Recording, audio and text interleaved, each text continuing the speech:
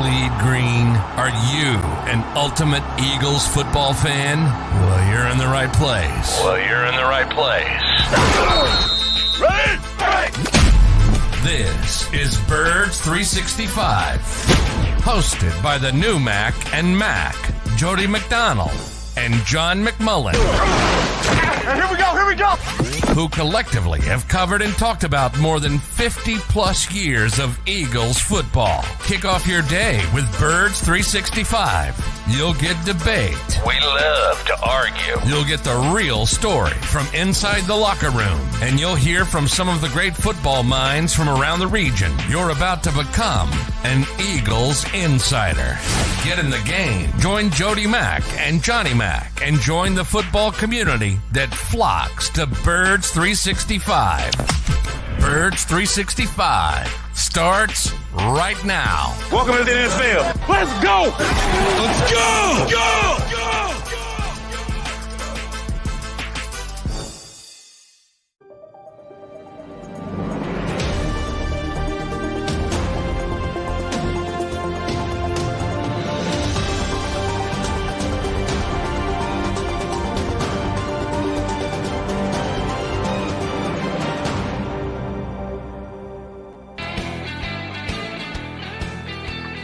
And a good Cowboy Thursday morning, Eagle fans. It is Cowboy Week here on Birds 365. It's Cowboy Week throughout the Delaware Valley. And got a little bit of a late start to Cowboy Week this week since people were bemoaning the beatdown the Eagles took at the hands of the 49ers. But I think everyone is in true Cowboy mode as we get that much closer to a Johnny Mack favorite Sunday night football. Nothing Johnny Mack likes better than Sunday night football for the Philadelphia Eagles. It's probably a little bit better than Monday night football. I'll say that. I give you that much. The Thursday night football, that's interesting. Do I prefer Sunday night or probably Thursday night? So I'd say second worst possibility. Second worst. And they usually kick Monday. I know we're talking 5 minutes here, but they kick Monday night football about 8:15 and Sunday a little later, 8:25. I know we're splitting hairs and whining about the time the actual play on the field is going to be much more important. Well, the play you're going to get here on Birds 365 is kind of good news, bad news. You can make that determination for yourself. You get more Mac and Mac today. Our buddy Jeff Kerr, who Monday could not join us because of technical issues. He's technically under the weather right now. He texted me at 3 o'clock in the morning and said, yeah, Jody, chances are I'm tapping out. I haven't slept but 20 minutes all night long, and this is at 3 a.m. And oftentimes at 3 a.m., I'd be taking that text live, but I was sound asleep when he texted me at 3 a.m. and he just texted me. Oh, that's bad when you get the text at 3 a.m. Yeah, I got it, but I didn't know about it till I took a look at it when I came downstairs to turn on my computer and everything at around 6:45. So I said, just text us back, yeah or nay, even though you're leaning toward nay. Oh, he texted back nay. He said, I've slept for all of 20 minutes, and that was about 6:45. So no Jeff Carr today. Johnny suggested that it might be the fact that he's sick of what happened to the Eagles. No, I'm sure he's sick, but it was either, he's probably can't get over the loss, or I did see he tweeted out or X'd out or posted out, whatever the hell it's called now, the Eagles' numbers against the Blitz yesterday for the season, which are not good. And, Philadelphia, they did not take that well. So he might be sick over that as well. Now, I didn't see that tweet, so you got to give us more details. When the Eagles are blitzed or when the Eagles are blitzing? When the Eagles are blitzing. So the baby of all Eagles fans, the can do no wrong. That's what you got to do. Blitz, blitz, blitz. Angelo Cataldo is back on WIP. Comes on with Dan Cilio here. He's blitz, blitz, blitz. Opposing quarterbacks. You ready for this, Jody? I know it. I know what Purdy's numbers were this weekend. Yeah, well, Brock was yesterday here at Birds 365. This is the whole season for the year. Yes, please share with the year. Opposing quarterbacks are 92 of 132. That's 69.7%, essentially 70% for 1,002 yards 8 touchdowns, no interceptions, 114.2 passer rating. That is the highest passer rating against the blitz in the NFL and the second highest completion percentage. That's your Philadelphia Eagles when they blitz. And people got to put that in the rear view stinking mirror. They really need to put that in the rear view mirror. They don't have players to blitz. They don't have the scheme to blitz. And the worst part about it, if you want to criticize Sean Desai for something, and this is our buddy Paul Domowitch, who does a tremendous job with the numbers as well. I would criticize him for pushing the panic button because he's blitzed more against Buffalo and San Francisco than he has all season. And it gets worse and worse and worse. As you mentioned, Purdy was 10 of 11 for 213 yards and 3 touchdowns against the blitz. Yeah. Josh Allen was 13 for 17 for 164 yards when the Eagles blitzed. And those were the 2 highest games they blitzed by percentage this year. And they keep getting worse and worse and worse. Last year, against the guy that everyone hates, the Eagles had a 77.3 opponent passer rating when blitzing. They did it more judiciously in better spots, and they were more effective. Now they're doing it because they can't stop anyone, and it becomes worse, and the snowball starts rolling down the hill. And believe me, I hate this, Jody, because you hate the Fangio defense. Well, I don't like the Fangio defense, but if there's one defense I don't like even more, it's the cover 2. I think people figured it out years ago. But it's also, the worm has kind of turned, because back when Tony Dungy did it and everyone copied Tony Dungy, now we're seeing the same thing with Vic Fangio. Everybody copies Vic Fangio, and then there's a tipping point.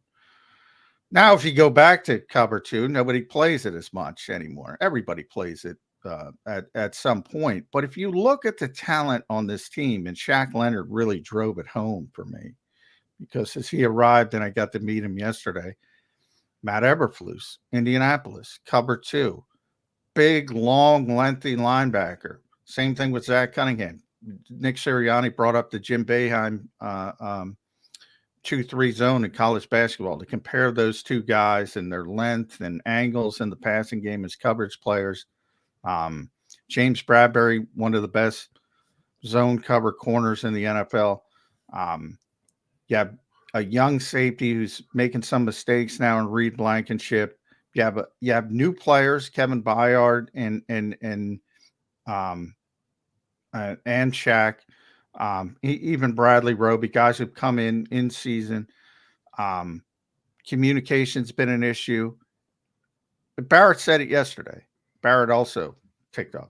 Kiss, keep it simple, stupid. They should be scaling back and playing more cover 2.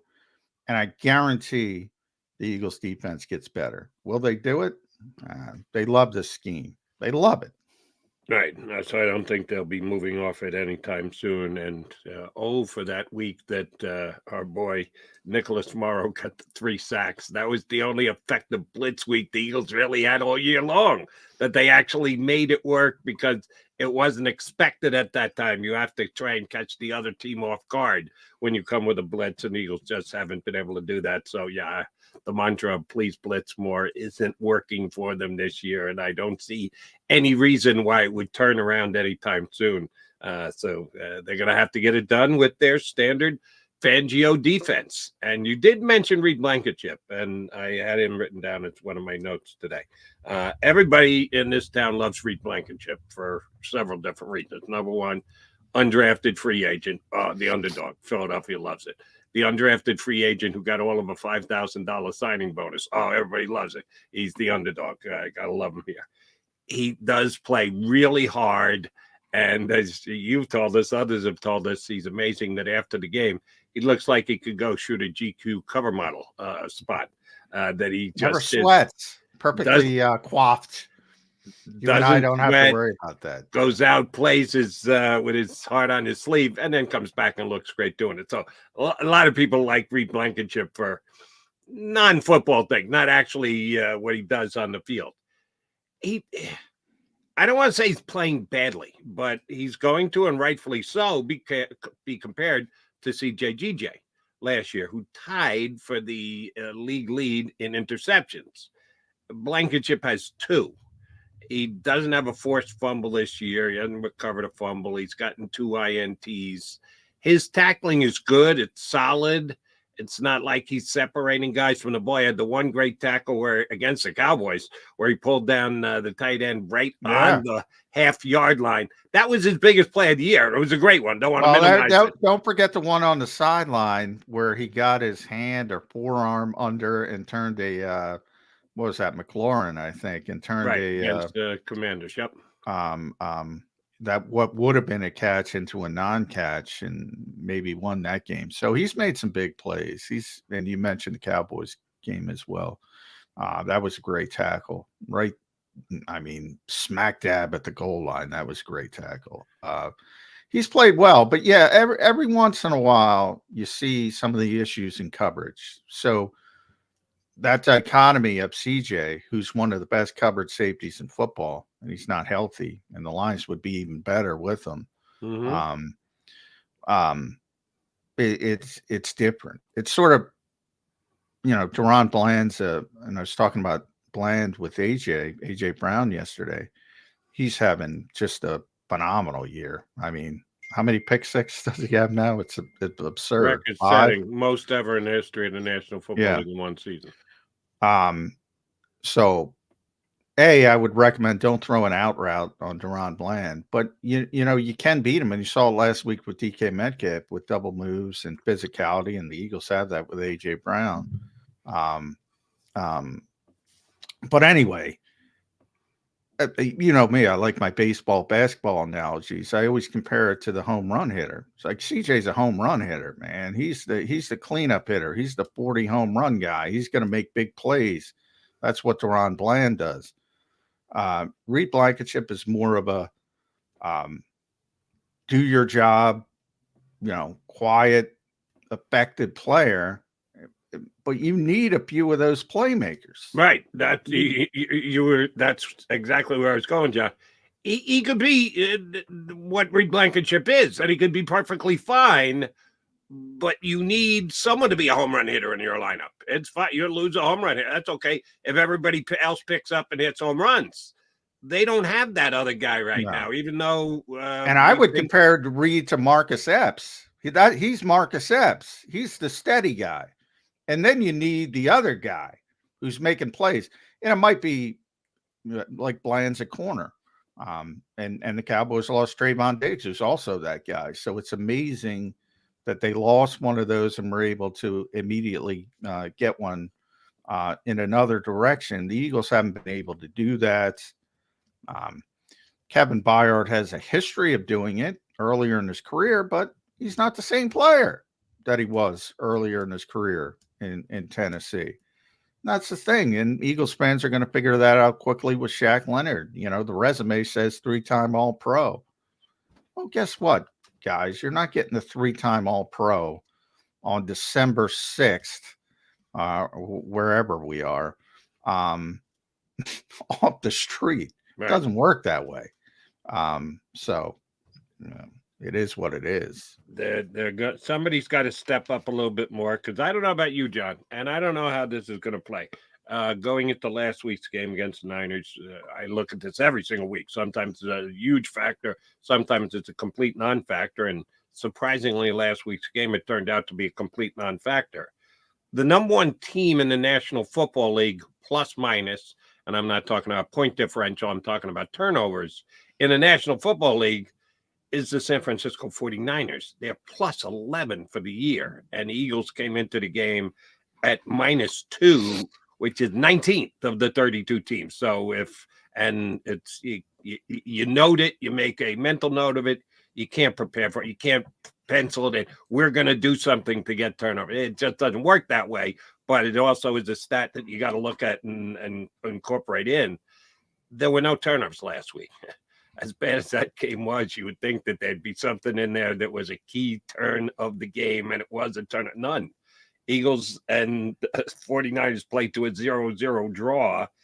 The Cowboys are the fourth best team at turnovers in the National Football League with 8. And, you mentioned DeRon Bland with the 5 pick six. Not only did they get the ball, but they turn it immediately into points. And the Eagles are still -2 for the season. If they lose the turnover battle this week, it's going to be hard for them to go into Dallas and win. So they have to take very good care of the football. Who's going to make a play? Who's going to be the Eagle defender, be it a fumble or an interception, that could be the difference in this game if it comes down to who makes the big play, who gets the turnover in the key spot? Boy, you have to go with the most obvious. It's probably going to be Slay or Bradbury if it comes. But yeah, I mean, if you think about where the Eagles were at the beginning of last year till, basically the first half of the season, where they were that team, the 49ers, the plus, and I forget the exact number, but it was absurd how many.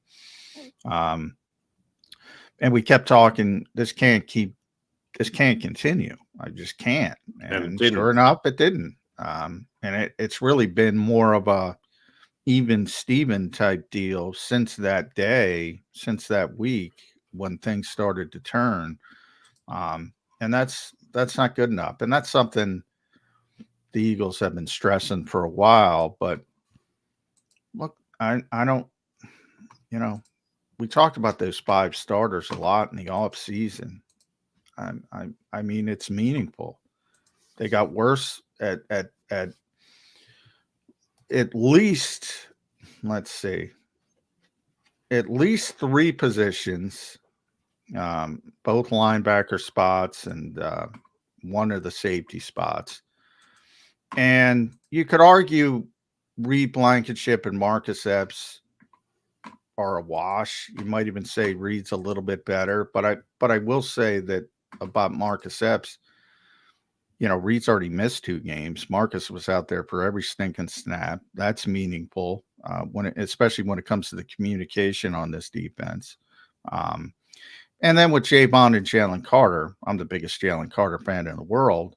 And I think overall the Eagles got a little bit better. But here we are in game 13, right at the so-called rookie wall. This is when college players are generally done. They had got the bowl game, but they're not used to playing much more.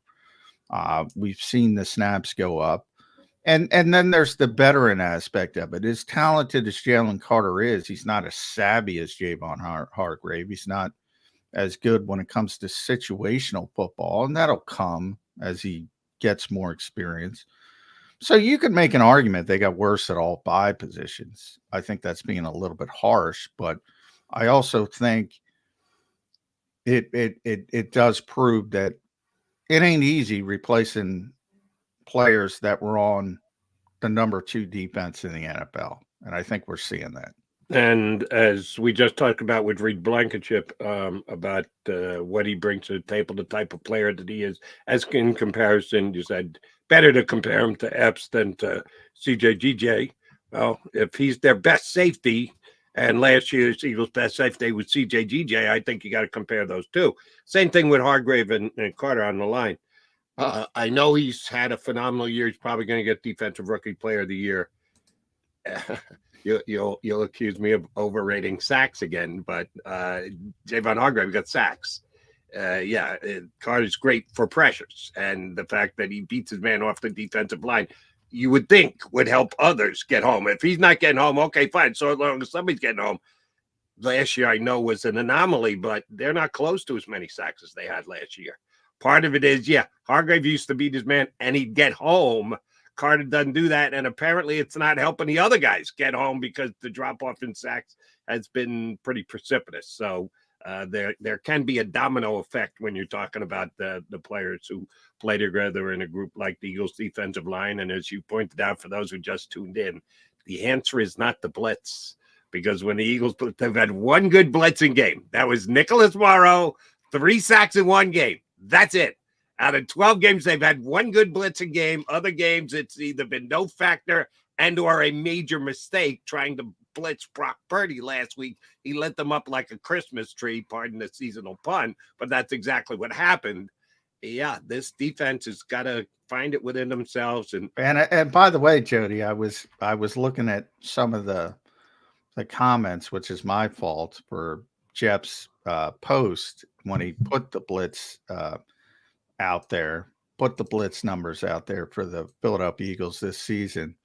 And it's a bunch of, oh yeah, but his blitzes are elementary. They mostly do it, and hey, they're not doing it right. They're not. It's always something else, Jody. It's always, I mean, just admit you're wrong. Just admit you're wrong. Everybody's wrong. I'm wrong.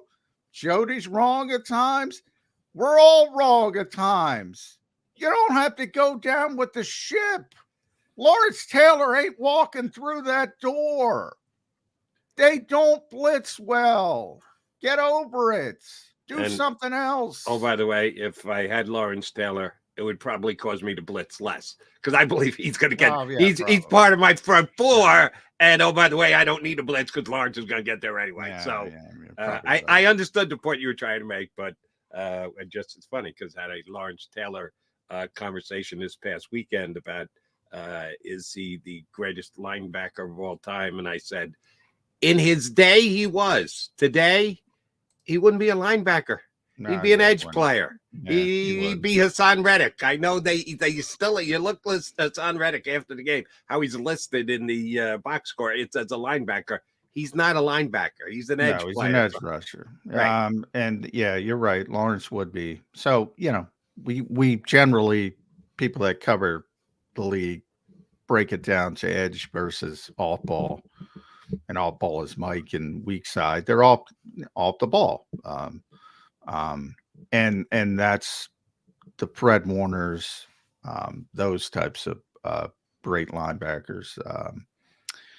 And yeah, it's a completely different game. Well, that's another part of the problem. It's a completely different game. And there's way too many people that, you know, and I'm with you. I don't like it. Mike Gill and I have this discussion all the time. We've had it many times when I'm on the air locally in South Jersey. When talking about the Fangio scheme, which, you know, Jody, I'm not a fan of, but I also recognize, and it's similar with the tush push and Jason Kelsey's comments about Roger Goodell trying to ban it. All right, ban it. We're going to figure it out. This is the reality of the modern NFL. I don't like it, but you got to play with the rules in front of you, right? And nobody's been more successful at that over the past 2 years than the Philadelphia Eagles. So the sky is not falling. They lost a game. It was a bad game. It's a week-to-week league. You don't make grandiose decisions because they played one bad game.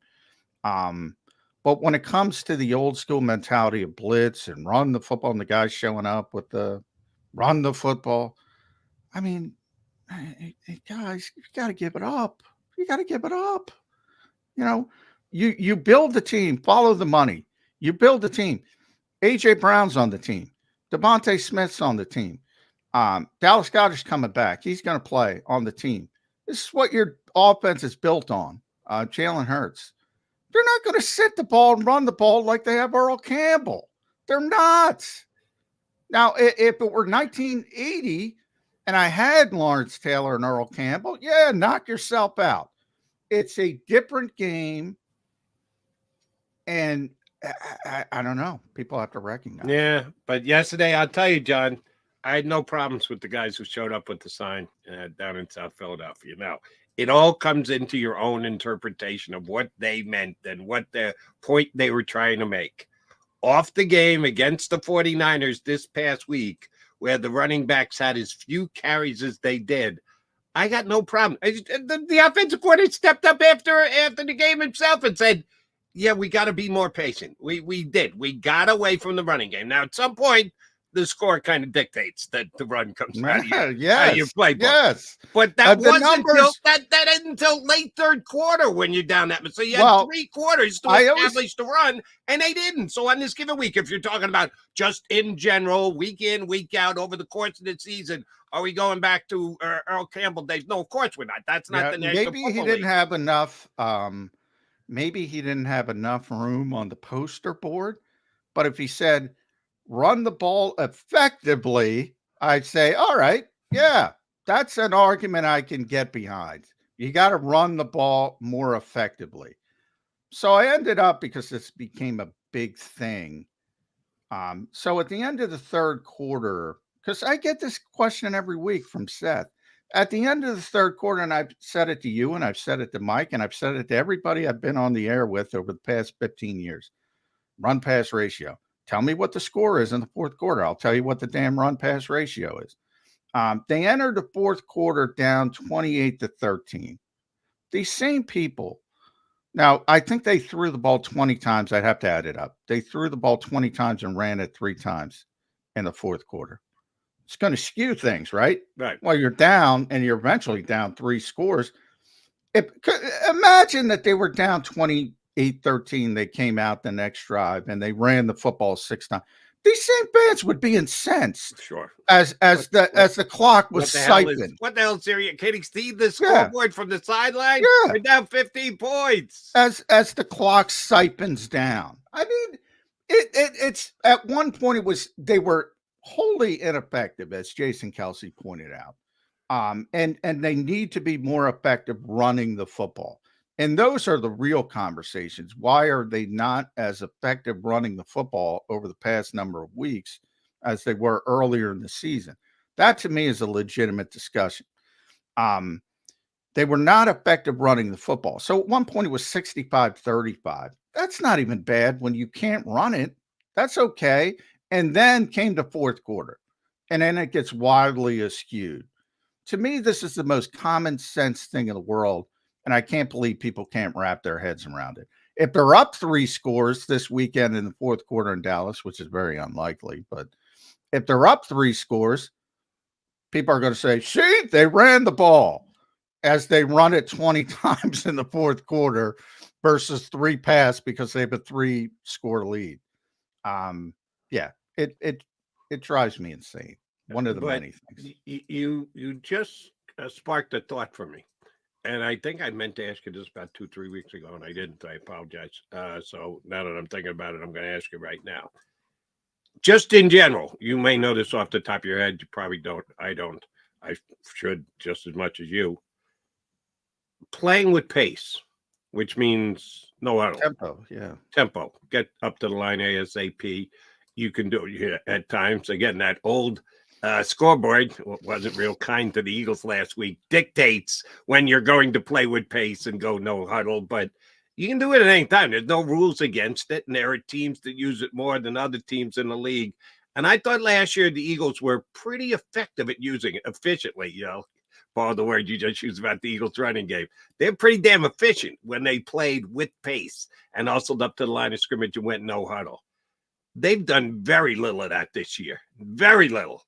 That they've just decided they're going to try and keep the other team's defense on the field, not let them sub.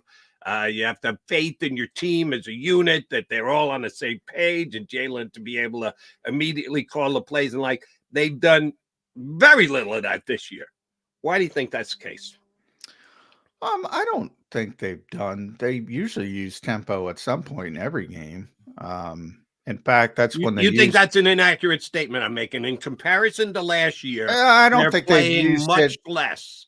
I don't think they've used it much less. I think they've been in closer games generally, so I think that affects it. I think they use more tempo than most teams. I would say that. Like, really, I would disagree with that too. If they and I'm not talking about end of game situations where you have to do it, doesn't count. I'm talking about first 3 quarters, because games yet to be decided. You know, one of the things I noticed early in the season was the Eagles would occasionally go with a silent count at home And I'm like, that's weird. And I ultimately asked Nick, and I said, I saw Cam Jurgens, tapping Kelsey's butt. That's the Eagles use the right guard for their silent counts at home. And I'm like, why is that going on? And he said, basically when we use tempo, we had some issues in year one with some pre-snap penalties. But remember, they had a bunch of penalties when Nick first got here. It was a big story.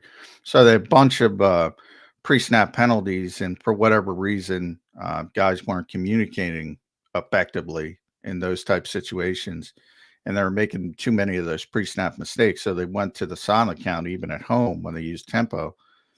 Not all the time, but at times. And anyway, that's the reason. Long story short, but they use tempo a lot compared to most teams early in the game. Early, and I would say first half. They'll use it, and they use it generally when they're slogging, and they used it. So in this game, as an example, their first two drives were pretty good. So they usually, when they struggle, they usually go to tempo.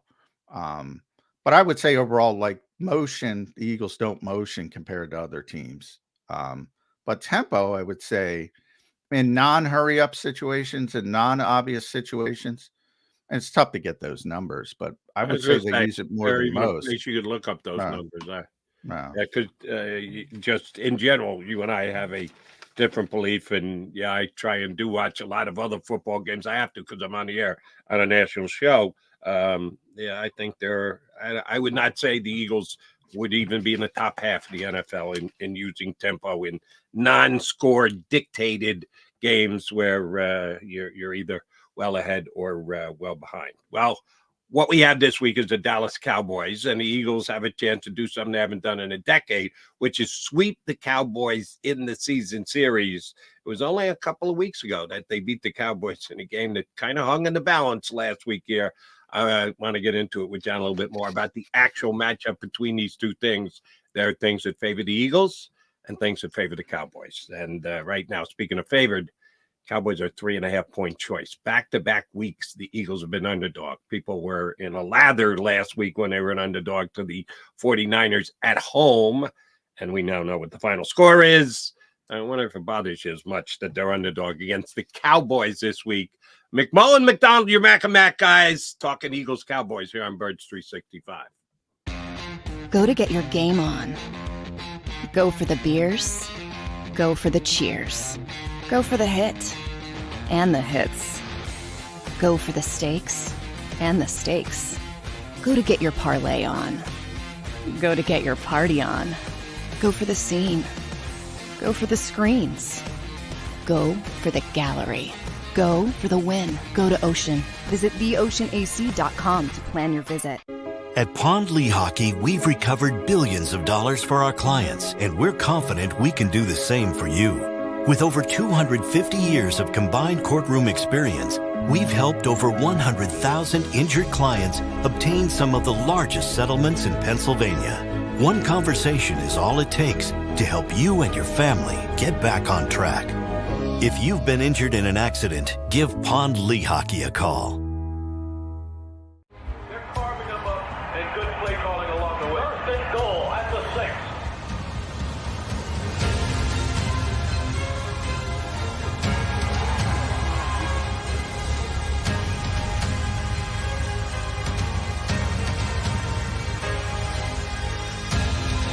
On the field of life, First Trust Bank is there for you. Champions on 3. 1, 2, 3. Because Philadelphia dreams deserve a Philadelphia bank.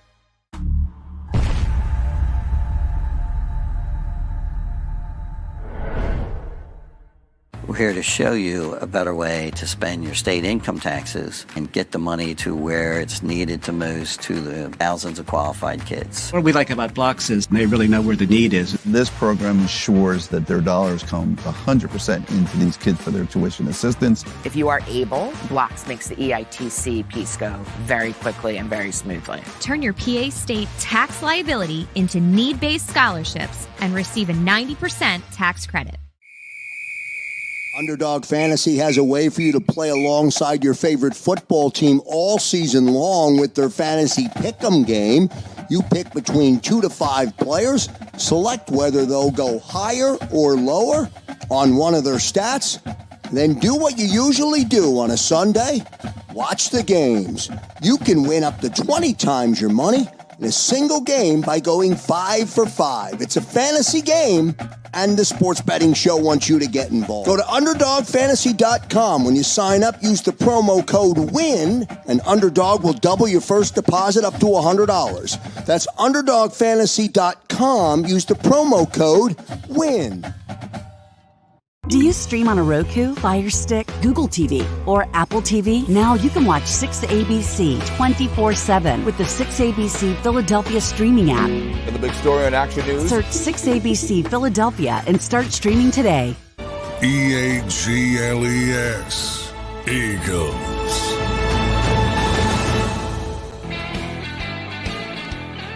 Mac guys, here we are on Birds 365. Jeff Carver's going to join us here in hour number one, a little under the weather. Get well quick, big guy.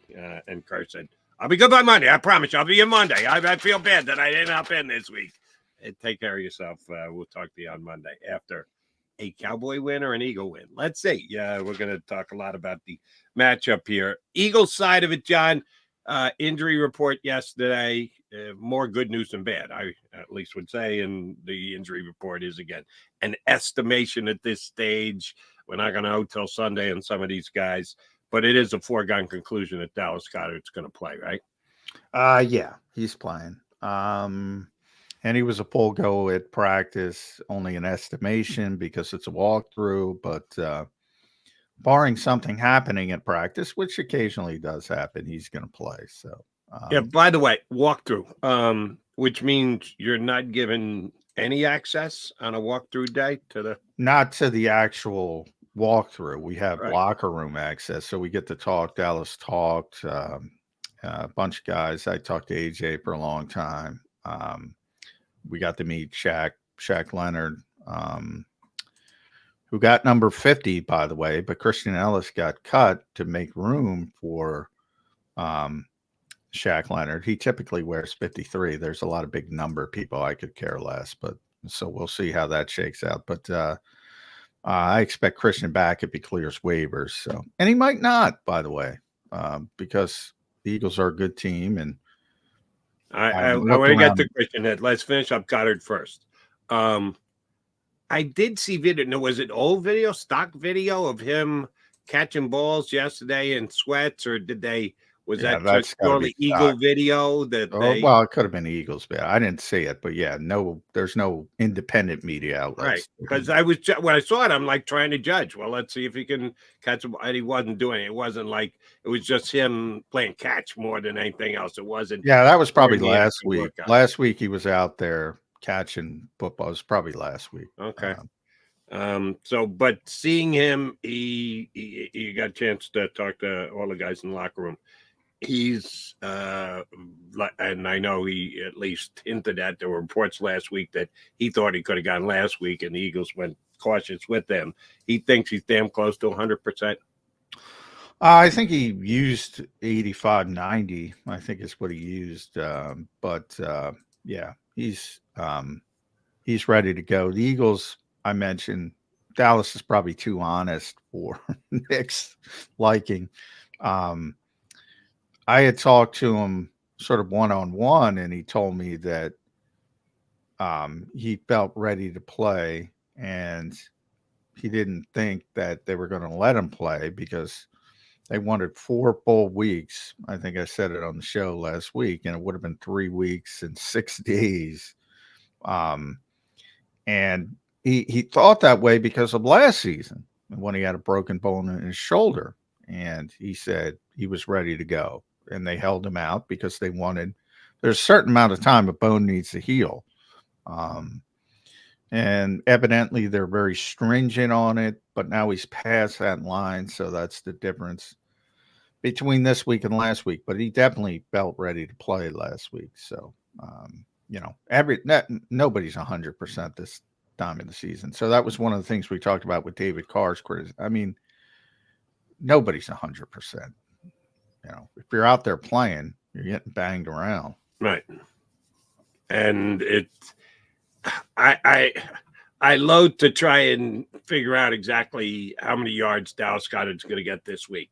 Here's the one thing I would be surprised if it didn't happen. He's going to get more production than the guys who play. Oh, yeah. Jalen, right. Yeah. A big part of it is, at least I think in this Eagle offense, the confidence of the quarterback to throw the ball while you're not wide open. That he has faith that in a situation where you've only got slight separation, he can put the ball somewhere that you can make the play and come down with it. If you're a certain individual, he's not going to take that chance. He'll do that with AJ, do that with Smith, he'll do that with Goedert. He's not going to do that with someone like Jack Stoll replacing a Dallas Goedert. He's not going to take the chance that if you're not wide open, he's going to choose you to get the football. I think he's got utter confidence in Dallas Goedert, even coming back from the injury. So he's going to get more targets. Is it going to equate to that many more yards? Maybe. The Cowboys secondary is okay, but I wouldn't call shutting down tight ends a strength. But then again, I sure as hell wouldn't say it about the Eagles unless Shaq Leonard comes in and is this big, tall, great coverage guy that Nick Sirianni has been talking about with 3 days prep to get ready for the game. Goedert's going to get the ball thrown his way this weekend, right, John? Yeah, I mean, certainly, as you said, more than, I mean, they've had no production from the tight ends in his absence. So Albert Okwegbanon had a season high in snaps, obviously. I think he had one target and then no reception, obviously. Jack Stoll. A lot of people brought up that play. That's the dangerous thing. Nick got into the weeds with one of his, and this is what Nick's is best when he's explaining things. And I always go back to year one, the Jalen Reagor game, when he had those two drops and he was talking about, you probably remember, Jody, he was talking about the depth of the routes. Right. He didn't run the right route. Yeah. And man, people get the screenshots and they, Jack Stoll's wide open. Why is the ball not coming out? And as we just pointed out, it's Jack Stoll, right? I mean, it goes back to Doug Peterson and Matt Collins. He's my sixth freaking option. Why am I designing plays for Jack Stoll? So Jimmy Kempsky, our buddy, asked him about that particular play, and Nick went into it pretty in depth. And he said on that particular play, on the first play, our design was to go without getting too much into it. Jack was part of the play to clear out, which makes sense. If you ask the quarterback to read everything on the field, you're going to affect his ability to read some things on the field. And, that most shows up when people do the film stuff and they expect quarterbacks to be owls, right? They're looking on one side of the field and somebody's open on the backside. Why doesn't he throw it to him? And he's looking on this side of the field. It's just another thing that a lot of things driving me crazy this week. But yeah, I mean, they're not designing plays for Jack Stoll. So when you see him break open immediately, that's not Jalen's read. That's just not his read. I'm never going to say 100% of the time, but 99% of the time, it's not going to be his read. Now, I think it's the criticism, and I followed up and I asked Nick the question, when you have a quarterback like Jalen Hurts, and I think this was a perfect example this week of him versus Brock Purdy. The Eagles have a quarterback that's so good at extending the play. And I asked, what's the balancing act for him, Nick Sirianni, as the head coach, when you're like, the ball's got to come out here versus the guy who makes a lot of plays on the back end. And Nick kind of and he said that's a really good question because you don't want to be too extreme in anything. And he kind of admitted it's really difficult. Like, what do you want? Do you want the guy who's getting the football out immediately? Or do you want the guy who's making plays to Olamide Zaccheaus down the field it's a give and take. Right. To balance the scales here, the phenomenal play to Olamide, it's one of the best plays the Eagles have had. Shoot since go back to Carson Wentz, creation and doing it against the pressure and dropping it into a perfect bucket, all that. And then this past week, Jalen extends the play and slips down and takes a 15-yard sack. It's a give and take. It's when it works. But when it doesn't, everybody's going to say after the fact, oh, he's wide open. Why did he get rid of the football? Why the hell is he going backwards? Why did he take a 15-yard sack? You got to take the yin and the yang. You take the plus. When he throws the ball to Lamb for a touchdown, nobody's standing up going, yeah, but he had the wide receiver on the quick slant. They could have gotten 8 yards. Yeah, that's what you need, 8 yards rather than a touchdown pass to take the lead. Yeah, you gotta. If you're gonna be fair about it, you gotta look at both sides of it. Yeah, and with all quarterbacks who extend the play, you got to live with it sometimes when it doesn't work. Yeah, they all take a lot of sacks. Then guys who are on time and get the football out. So you're going to have some negative plays, but you're also going to have backbreaking plays that demoralize the defense. And overall, I think it's much more good than bad for the Eagles and has been for the past 2 years. But there is a give and take to that, and people need to realize it. You're not getting the football out on time to Jack Stoll. Now, it's important to get the football out on time when you have Deebo Samuel. Okay, you can go make something of it. The Eagles aren't a manufactured touch team. So too often, I think, too often people don't look at the opponent. They really don't, Jody. I mean, I use Josh Sweat as the example. And there's 2 games with Josh Sweat is a great football player. Week 2 against Minnesota, he looked like the defensive player of the year. But again, people don't look at the opponent. Christian Darrisaw was hurt. He was a game time decision. He wasn't able to play. They had to use their backup left tackle. And to Josh's credit, he took advantage of that and he hurt the poor guy. He beat him so bad on a pass rush, he tore something, and he's out for the season, the backup left tackle. I told people all week, this is not a Josh Sweat week. This is not a Josh Sweat week. This is one of the greatest left tackles who has ever played this game. And that is not hyperbole. And you heard it from Barrett Brooks, who played the damn position. One of the greatest left tackles to ever play this game. It's more difficult against that guy. He's not going to look like the defensive player of the year. You have to look at the context of each individual game. And I think people are like, well, Josh Sweat did this against Oli Udoh. Why can't he do this? Why is he I mean, come on, people. What are we talking about? Trent Williams is Trent Williams. And you did say that prior to the game. Absolutely, right here on Birds 365. You also said the Eagles' defensive line was going to take advantage of the other 3 offensive linemen of the San Francisco 49ers. And that's disappointing. They didn't give credit to the 49er, rest of their line, and go, all right, they might not be as bad as I painted them as, or question the rest of the Eagle defensive line and go, hey, guys, you had an advantage coming into this, and you couldn't tell it on the field. Where the hell was your play level? Which one do you think was more than it was? Well, I think it was definitely more of the Eagles not taking advantage of a clear on paper matchup that they should have been able to take advantage of. I'm not the one who rates them so poorly.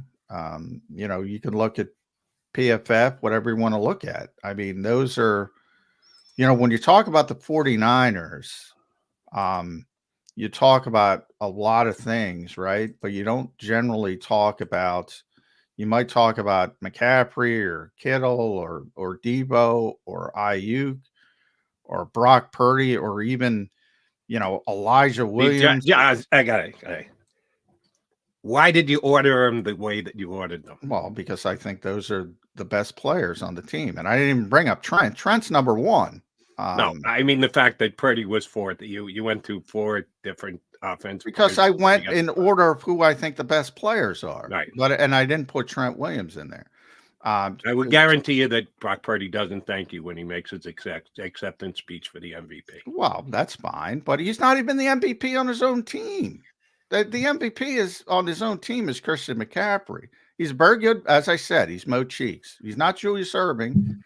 Julius Erving is Christian McCaffrey. Moses Malone is Trent Williams. And he's a great player. Mo Cheeks is in the Hall of Fame. Again, you see that as an insult. I don't see that as an insult. I think it's a tremendous compliment. But anyway, getting back to the original point, the worst player they have rated is Spencer Burford. The second worst player is Aaron Banks, who actually, he had some injury issues and he's okay. I think he's getting better.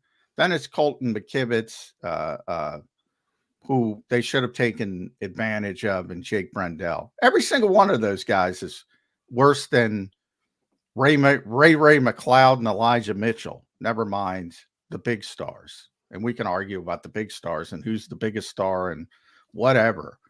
But they're behind Elijah Mitchell and Ray McLeod. I mean, they're not great players compared to their peers in the league at guard and center and tackle. So that's all you can grade people on. And if you're playing the 49ers, you're up against it when you got to deal with McCaffrey and Samuel and Ayuk and Kittle. You know how good they are.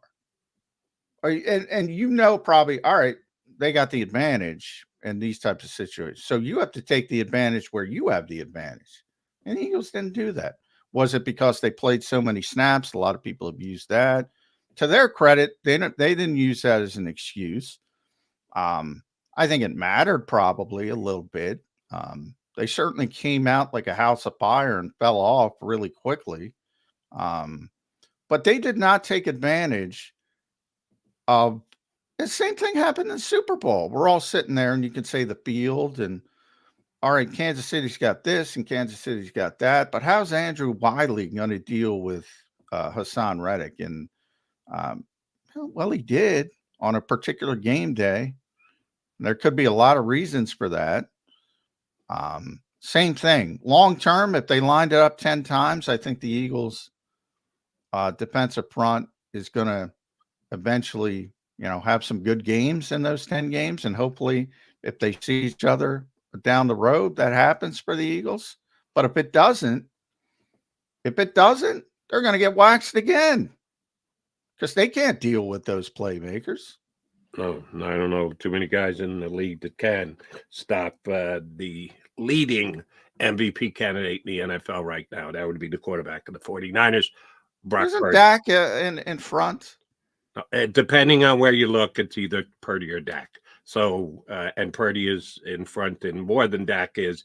Jalen is no better than second in any of them now. He's second or third in most of the betting There's market. another guy the Eagles fans love.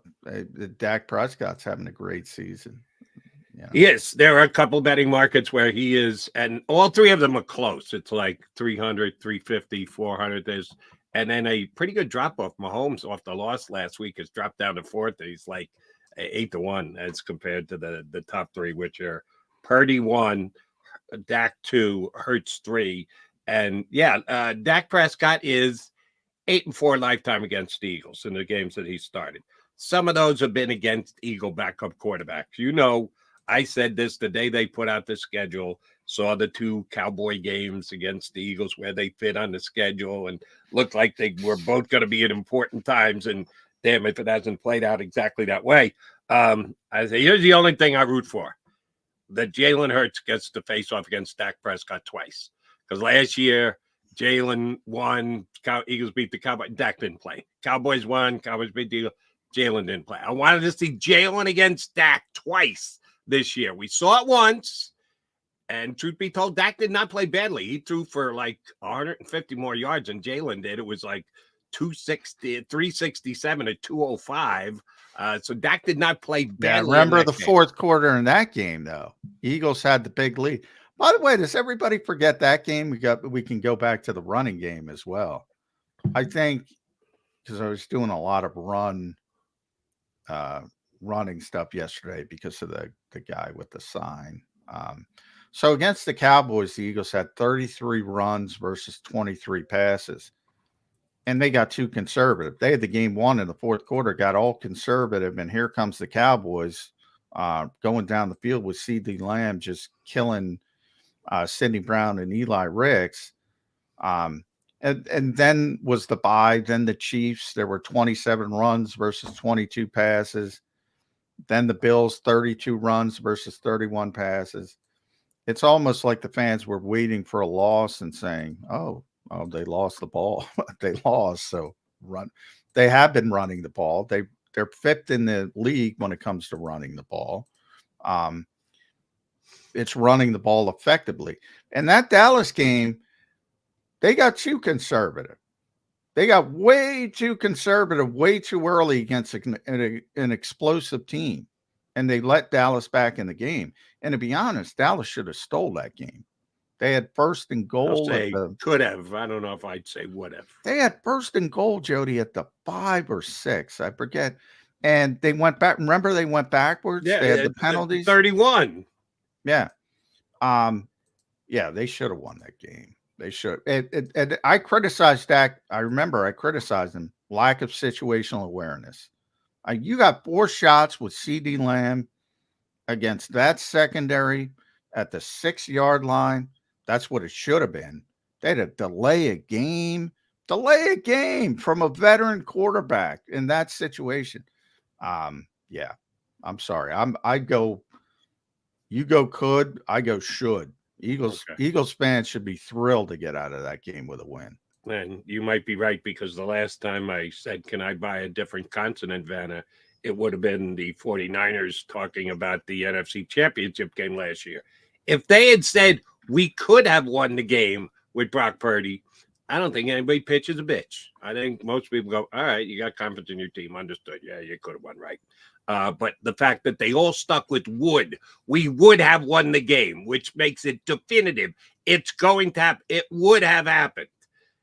Yeah, after the results this past week, maybe they had a actual legitimate claim. But they backed up their talk. They backed it up, man. Yeah, they kind of did. And I thought that they were wrong for going down the wood here. Yeah, I'll stick with should, because the Eagles defense might have been able to come up with a stop first and goal. You never know. Nothing's 100%. I mean, you can tip the football. I remember, was it Crevant? Who tipped the football in Green Bay? Boy, it was Craig James. Craig James coming off the practice squad, beating Aaron Rodgers at Lambeau Field. Anything can happen, but yeah. So nothing's 100%, but the odds are the odds. And here's one of the reasons why I would have said it would have been more difficult. CeeDee Lamb is a quickness player. He's not AJ Brown. He's not Deebo Samuel, who's gonna break a tackle and take a 2-yard pass and make it into against the Eagles this year, 50-yard, last week, a 50-yard play. But we're talking about inside the 6-yard line, so you only got to go too much. He's a quickness guy. Field shrinks. You're inside the 6. CeeDee Lamb's advantage isn't as big as it is when you got the entire field to work with. And he ran circles around the Eagles. Non-corner, non-slot playing corners that were attempting to play corner against him. Yeah, they wouldn't have been as bad. Like the last play, what the play ended up being. They give him a little bit more space. They let him catch the ball underneath, and they tackle him at the 4-yard line, which was actually good positional awareness the way they played that play, but it would have been more difficult. So yeah, I'm not just going to write it off. If they hadn't taken a penalty, hadn't taken the sack, they would have scored from the 6. Well, that's why I didn't say could. I said should. But I think you're downplaying CD's yards after catch. He is very good after the catch. I'm trying to pull it up. He's having a great season, obviously. All pro level season. He's got 403 yards after the catch. So he makes some plays, man. He makes some plays. I attempted to explain it. I'll try again. Whole field, 20-yard line. Got the entire field to play with. He gets a step on you. He's that quick. He's that fast. Yes. Making a play by breaking a tackle like Deebo Samuel does, running through some lame attempts. Not Deebo. That's what I'm saying. He's not Deebo Samuel. He's not A.J. Brown. A.J. had a couple of great slant plays where, he shed a tackle. That's not CeeDee. CeeDee is going to outrun you. He's going to outquick you. He's going to outspeed you. You don't do that from the 6-yard line. You do that from your own 6, and you turn a 5-yard slant into a 40-yard gain. So his yards after catch, depending on where on the field he makes those plays, might be one of the toughest guys in the NFL. You're right. But the specific incident we were talking about was inside the 6-yard line. Well, but even the quickness, I mean, he's one of the toughest guys to deal with because, if you think about it from the Cooper Kupps of the world, quickness off the line of scrimmage from the slot, that's tough to deal with. If they would have thrown him, and that's why I say should have won the game. If they had 4 chances, and if they would have thrown, I said it that week. I said they didn't throw it to him enough. If they threw it to him 4 times, they would have completed one of them. He would have beaten those guys. Now at that point, they had finally switched Slay onto him to try to mitigate some of the damage, but Slay's not comfortable in the slot. He admits it. So then what are they going to do this week when Dallas comes out? Because I think I've done the mea culpas here before. I had 3 big question marks for the Cowboys when the year started. Everyone was singing the praises of the addition of a better second wide receiver, Cooks, they did. A better second cornerback, Gilmore, they did. Oh, by the way, had no idea that DeRon Bland was going to jump up and become the number one when Diggs goes down. Nobody so good on that DeRon looked like Bland. a big injury at the time. Absolutely. And it is, because then they would have, Diggs is a very good player. AJ, I couldn't say enough good things about Trayvon Diggs yesterday, but Cooks has started to heat up, by the way. He's started to get better. But remember, the Eagles didn't have Roby that week. So it's going to be a little bit better. But, that's not a good matchup. We talk about matchups. CeeDee Lamb is not a good matchup for the Eagles. He's not a good matchup for anybody. He's having a great year, as I said. But so you think they'll play it the same way they did the last game until CeeDee Lamb gets 175 yards? I don't think he's getting – well, I think Roby's going to be better than what Ricks and Brown were that week. That's not a high bar. I think he's going to be better. I said he knows how to play at least. He understands the position. So that alone will help mitigate some of the issues. But, there's sometimes it's like I said last week with Trent, and this week, you got to look at the opponent. And, CeeDee Lamb's going to be a problem. So what do you do? You try to make – he's going to get 100 yards probably, but you don't want that 100 to turn into 190. He's going to get a lot of traffic, and you just want to limit it. So I'll go back to my NBA analogies. He's going to score 25. Just make it difficult. Make him work for it. Make him use more targets to get the accumulating numbers. But he's going to do some things because he's really good. And that's a key for the Eagles if they're going to win this game this weekend against the Dallas Cowboys. All right, McMullen, McDonald, come back. I got another 1 or 2 things I want to run by John before Olivia Rainier from the Inquirer is going to join us. Hour number 2, Mac and Mac coming your way here on the JAKIB Media YouTube channel.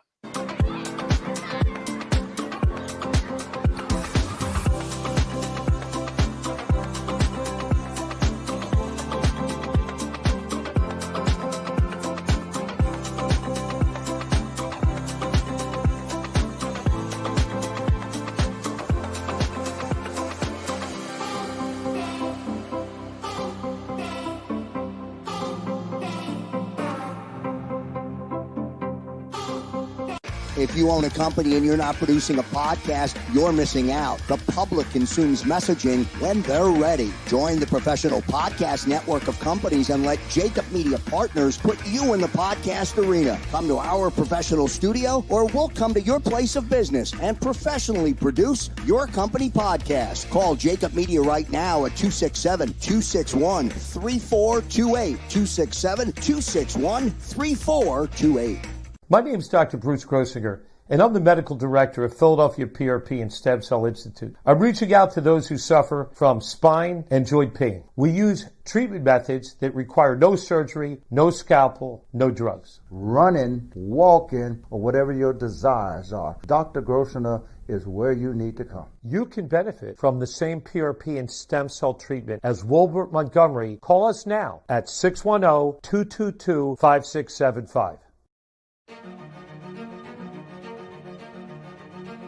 Any professional sports coach will tell you there's no substitution for preparation. At Malamut & Associates, that is a tenet by which we live.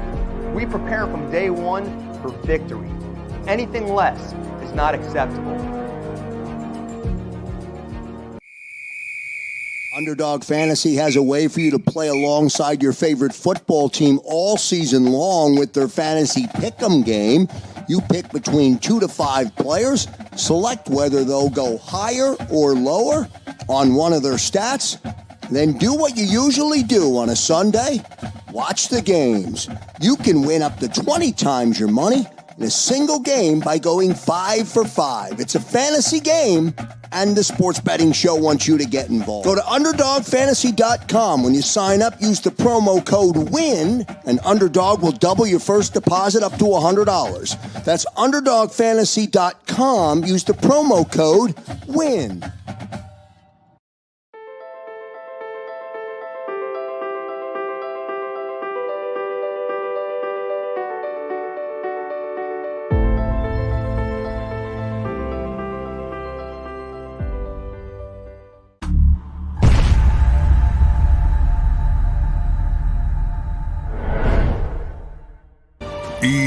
EAGLES, Eagles.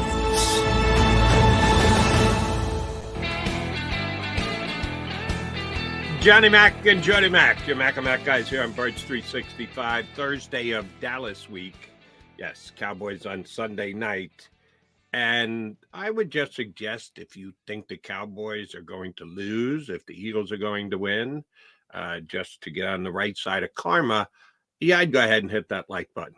Like, share, and subscribe. Birds 365. I think the outcome of the Cowboy-Dallas game kind of depends on it. If you don't hit it, well, then you're leaving it up to the football guy. You hit the like button, yeah, you're registering the belief. You guaranteeing a win if they hit the like button? I'm not guaranteeing anything, but I'm just giving you my feeling on football karma. This is, let me repeat, Birds 365. That's the name of the show. It's Birds 365. If the football guys are listening, they know this is Birds 365. And if you're of the belief that the Birds are going to win the game against the Cowboys this week, maybe you could acknowledge that by hitting the 14 in a row. The Dallas Cowboys won at AT&T Stadium. They've beaten the Eagles there 5 consecutive times.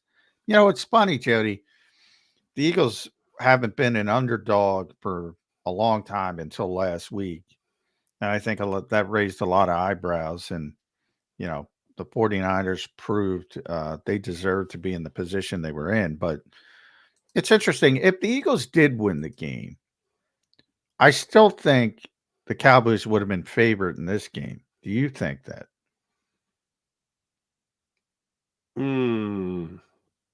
Maybe.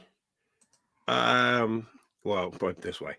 If the Eagles won by the score that the 49ers won by, the answer is no. The Eagles would be the favorite in the game. And the lines makers make their lines on an entire year's worth of results. So any one game is not going to move the needle drastically.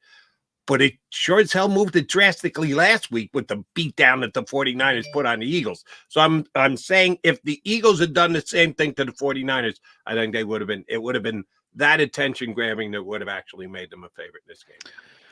Yeah, I think the Cowboys, because of what they've been. Now, They almost lost to the Seahawks. That would have changed things if the Seahawks were able to make a play at the end there, and the Cowboys lost. I think that would have changed things. But that 14 in a row, 5 straight, yeah, they're tough to play down there.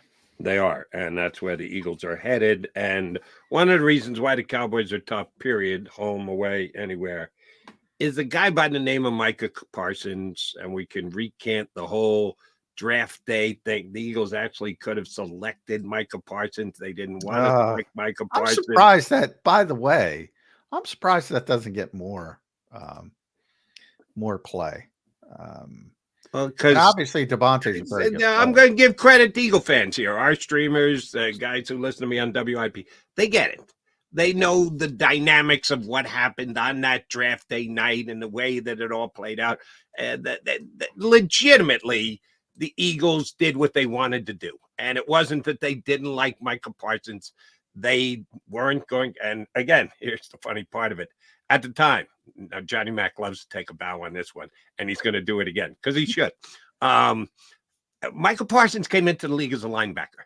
Penn State played him off the ball as a linebacker, and he was judged as a linebacker coming into the draft.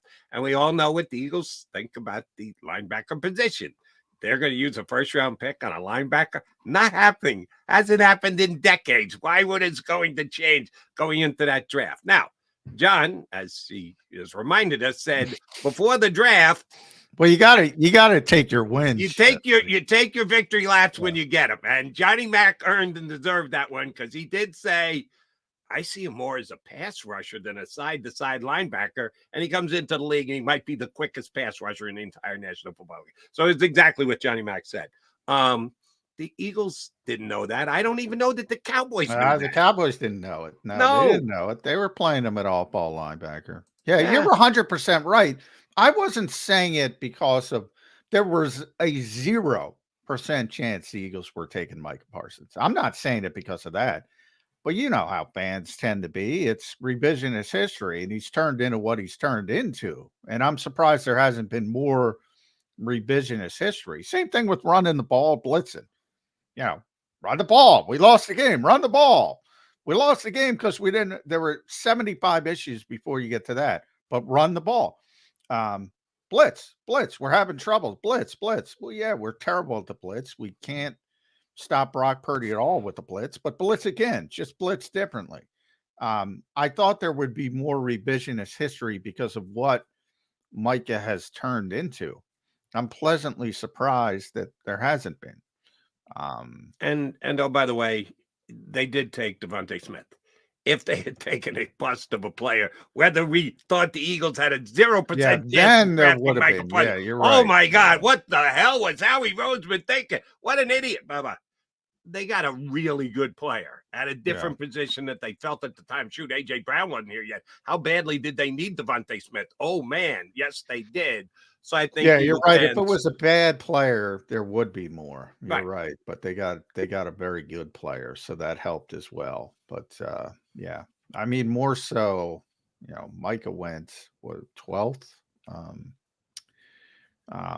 The real losers in that draft were the New York Giants because the Eagles jumped over the Giants. They knew the Giants wanted a receiver, and Devontae was the last guy, and they jumped over the Giants to get him with the Cowboys, ironically. So it was NFC East crime all. And then the Giants said, screw it.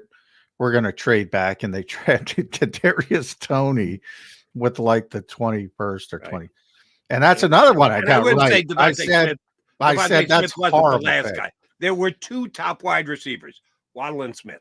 No, I mean they were. I mean the receivers at that position were gone. So the Eagles. Again, there had been 1 wide receiver taken, Waddle. Yeah. The Eagles had next best one was, and I still think I thought before, and I'll still say to this day that Devontae Smith is actually better. If I had a choice of either one of them, the day of the draft, a month after the draft, a year after the draft, all the way up to today, I'll take Devontae Smith. But that's the only thing. There were two top guys. Well, yeah. All I'm saying, there was only one guy left at that position at that point of the draft worth taking, and the Eagles knew, the Giants were going to take him, and that's why they moved up from 12 to get ahead of the Giants, who were at 11, and then the Giants traded down and ultimately took Kadarius Toney, which is another one I got right. I said that was a disaster of a pick, and it turned out to be a disaster of a pick. But the Eagles liked 4 players, and they liked Waddle, and they liked Horn, and Surtain, and Devontae. Those were the 4 players they had targeted. They actually loved Zach Wilson, but couldn't get up to get him. But that I digress. So those were the 4 players they had their eyes on. And the 3 were gone, and they would have taken the corners, both of them. Those were their top choices. They did like Waddle a little bit better than Devontae, but those were the 4 players they had their eyes on, and they thought one of them would fall to 12, and they saw very quickly that wasn't going to happen, and they ultimately, as I said, leapfrogged the Giants, which was a savvy move. And they ended up with a really good player. And then Chicago jumped up with the Giants to take Justin Fields, and Dallas got the player they wanted. But even as you're right with the Cowboys, they were going to play him. And they did. They started him as an all-ball linebacker. And then they had a bunch of injuries. DeMarcus got hurt, and they said, geez, we got no pass rush. Let's try him here.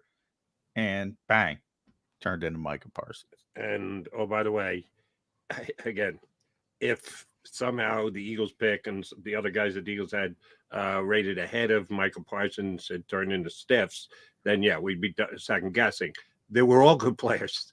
Wild's been great. Both of the corners have been great. And certainly Devontae's been great for the Eagles. So the Eagles had that draft pretty well scoped out. The best player in that draft is Micah Parsons. Sorry, there's just no way around it. He has been that impactful in the National Football League, and that's what the Eagles faced this week. I said this yesterday here on Birds 365. When you play the Dallas Cowboys, you have to make sure that Micah Parsons doesn't blow up the game, because he is that good. He is that capable of making 1 or 2 plays that are so huge you actually can attribute the phrase blow up the game. What are the Eagles going to do to make sure Micah Parsons doesn't blow up the game? Do what they always do. Lane, you're up. I'm surprised. They move Mike around. I'm surprised. Last week we talked about it with the matchup that Sweat plays on one side.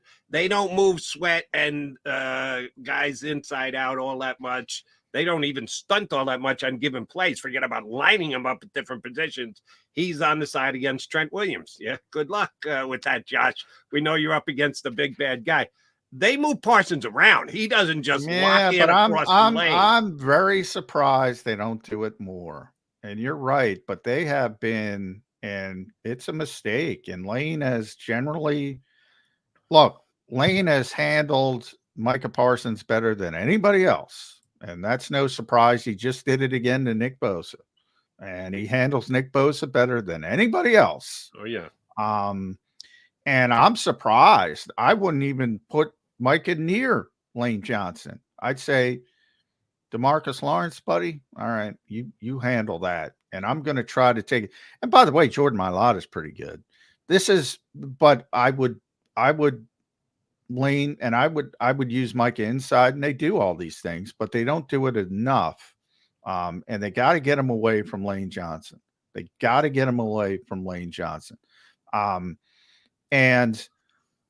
But the Eagles, this is the luxury the Eagles have. Most teams have to go in and say, I got to chip, I got to help, I got to do. They look at their tackles and they say, all right, we don't got to worry about that. And that's with Micah Parsons, Nick Bosa, and anybody else. That's the way they play, and that's a huge advantage they have. Yeah. And this would be a very difficult thing to look up, so I'm not going to even ask you, but I will tell you. You said you don't think they do it enough. My guess would be, and again, I can't look it up on Eagles, they don't do it enough, is what I'm saying. Against the Eagles. Okay. Because I would say that he is as mobile a defensive lineman as there is in the National Football League. There just aren't other guys that they go, he's so good we can plug him in anywhere, and he can come off the A gap, the B gap. He moves more than anybody else. If you're saying beware, they may do it this week, because I wouldn't want to go against Lane Johnson either. They do it, and I would. They do it. I think they should do it more against the Eagles. And in fact, I would, like I said, I would make him. I would make him exclusive to the other side to take advantage of the matchups. That's what I would do. And that's not what they're going to do. I hope if that happens, you get a very motivated Jordan Mailata, that they're swapping him to the other side to go every play against me. And by the way, Jordan's a very good player. The Eagles aren't going to help Jordan Mailata either. They have tremendous confidence in Jordan Mailata. I'm not trying to say that, but Lane has proven himself against Micah Parsons specifically, against Nick Bosa specifically. I mean, the guy's unbelievable. Everybody played poorly in that stinking game except Lane Johnson. Baldy put up the clips. It's unbelievable. And that's the defensive player of the year. He's their Trent Williams. Right. I think just in general, I think the Eagles' offensive line did well in pass blocking. Hurts had time. He just couldn't find his guys. Zander, when he tried to extend a play, he slipped 15 yards from the line of scrimmage. That was not good. All right, coming up next, we got Olivia Rainier from the Inquirer jumping on with us. Haven't had her up in a while. Going to be fun to talk to her again. Eagles Cowboys here on Birds 365.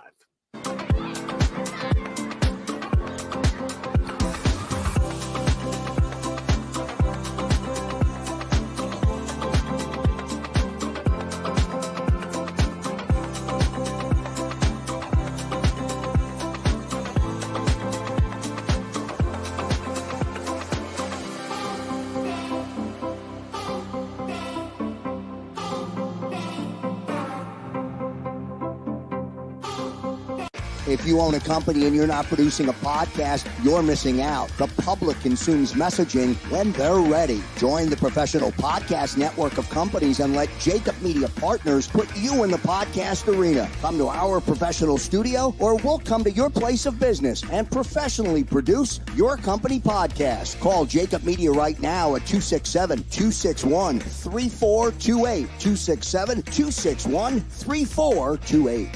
My name is Dr. Bruce Grosinger, and I'm the medical director of Philadelphia PRP and Stem Cell Institute. I'm reaching out to those who suffer from spine and joint pain. We use treatment methods that require no surgery, no scalpel, no drugs. Running, walking, or whatever your desires are, Dr. Grosinger is where you need to come. You can benefit from the same PRP and stem cell treatment as Wilbert Montgomery. Call us now at 610-222-5675.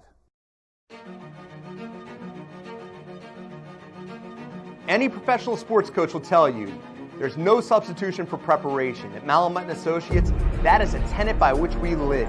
We prepare from day one for victory. Anything less is not acceptable.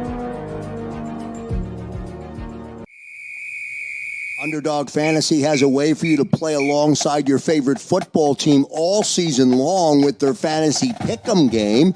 You pick between 2 to 5 players, select whether they'll go higher or lower on one of their stats, then do what you usually do on a Sunday, watch the games. You can win up to 20 times your money in a single game by going 5 for 5. It's a fantasy game, and the Sports Betting Show wants you to get involved. Go to UnderdogFantasy.com. When you sign up, use the promo code WIN, and Underdog will double your first deposit up to $100. That's UnderdogFantasy.com. Use the promo code WIN.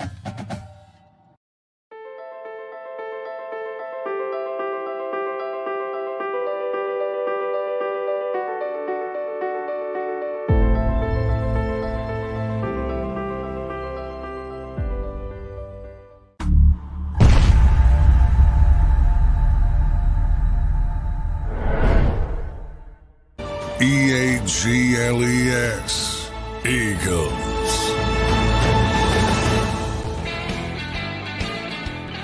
Thanks for streaming in here on Birds 365 on Cowboys Week. Johnny Mac, Jody Mac, and we're lucky enough to have Olivia Rainier from the Inquirer join us. Olivia, the beatdown they took at the hands of the 49ers was something we haven't seen here in Philadelphia in a while. Now, the Eagles have lost games. They lost the Super Bowl. They haven't gotten their heads handed to them the way the 49ers did. How do they bounce back from that against Dallas this week? It's a great question. That's exactly what they're trying to figure out right now. They just got beat up pretty badly on Sunday. I don't think there's really any secret, what happened. I mean, just about in every facet of the game, they just got beat. And so now they have no choice but to come in this week and learn from that and correct their mistakes and look forward to this upcoming weekend against a very good opponent. Unfortunately for the Eagles, it doesn't get any easier from here with the Cowboys. They know that, especially going to their field at AT&T. Yeah. It's a tough place to play in, and it's an even harder place to win in if you're an opposing team. So they've got pretty much everything to work on, everything to improve upon. The good news for the Eagles is that they've played this team once before this season. They've beaten this team once before, and it wasn't that long ago. It was a month ago. So certainly things have changed since then, but they have an opportunity to try to build on that as they get set for this week. Yeah, 14 straight, Olivia, the Cowboys at AT&T Stadium, 5 straight against the Eagles they've won. So it is a really, really difficult place to play, but you're going to have to beat good teams if the Eagles want to go where they want to go. Before I dive more into the Cowboys, though, I do have to talk about the 49ers game because where would you be as far as, this mentality of blush it, it was a bad game. A lot of things factor into it. It is uncharacteristic for the Eagles. If you're part of the coaching staff, do you say it's an anomaly, or do you say we got some bigger issues? And what are the big issues? Did you have coffee with the run the ball guy yesterday, or is it the back seven on the defense? What do they need to fix to get back to normal? I think multiple things can be true at the same time. I think obviously defensively that game was a massive concern. You allow 6 consecutive touchdowns on 6 consecutive drives. I don't think that's not a good. lot of teams are winning that game, no matter how great that offense is. Even if they scored, I mean, perhaps the momentum would have been a lot different had the offense gone down and scored on those 2 drives instead of just settling for field goals. But the defense can't do that. That said, they were playing against the 49ers, who are a team that are honestly, at this point, they seem to be built to dismantle this Eagles defense and exploit the middle of the field. So the Eagles need to try to figure out exactly, this has been an issue for the better part of the season. How can they try to strengthen the middle of their defense? We saw them bring in Shaq Leonard. I don't know if we can put too much as far as our expectations on him alone to solve all their problems. But I think getting back Zach Cunningham this upcoming week as well potentially could be beneficial. That said, I don't think the Cowboys are the same type of offense by any means as the 49ers are. The personnel groupings that they use are a little bit different. So certainly the defense, the middle of the field is something that's an issue, but I think also, we saw quite a bit of missed tackles in that game, blown assignments, just the defensive coordinator, Sean Desai, even admitting that he didn't always put his guys in the best positions to succeed. So the blame does not solely fall on one person. It deserves to be spread around a little bit defensively and offensively. I think execution is something that I think we've talked about quite a bit throughout the season at times. That was, again, a factor on Sunday. So I think cleaning up in all of those areas, capitalizing, there was, a lot of missed opportunities on offense, I think, for Hurts, especially in the passing game. And then, just figuring out a better way to run the ball more efficiently too. It's not just, the frequency with which the Eagles run the ball. It's the ability to run the ball well, and they did not. I don't want to see more 2-yard runs from, DeAndre Swift or really whoever. Nobody had a great day on the ground. So it's a matter of trying to run the ball efficiently too, in order to open up the passing game. All right, Olivia, I'm going to give you a stat line, okay? Quarterback stat line from this past weekend. 21 of 33 for 210 yards, 1 touchdown, 1 interception, a 79.1 quarterback passer rating, not quarterback rating, and he was sacked 3 times. Sounds a lot like Jalen Hurts, but it wasn't. It was Patrick Mahomes losing to the Green Bay Packers this week. Why didn't David Carr suggest that Patrick Mahomes should this upcoming week? Is it Goedert? Who's their backup these days? Kansas City. Their guy retired. Why can't I think of their backup? Chad Henne retired. I think it is Blaine Gabbert. I think it's Blaine Gabbert. Yeah, Blaine Gabbert to start for the Chiefs this week. As per David Carr, did he do the Eagles a favor by saying something as foolish as he did from a motivational standpoint?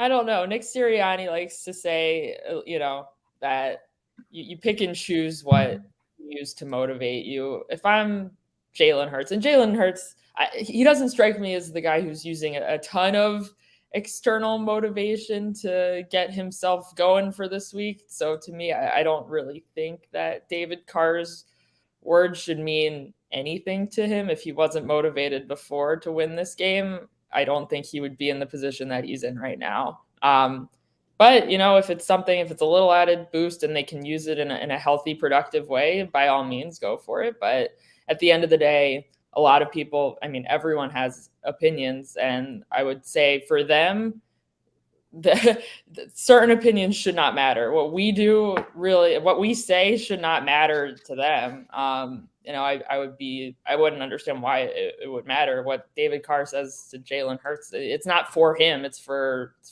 the people watching the show. I don't know. But hey, whatever gets him going, whatever he needs to do, that's his business. Nick says if it works, use it. That's sort of what he says. So if it gives you personal motivation in a good way, use it. But I would say this, David Carr aside, because that was goofy.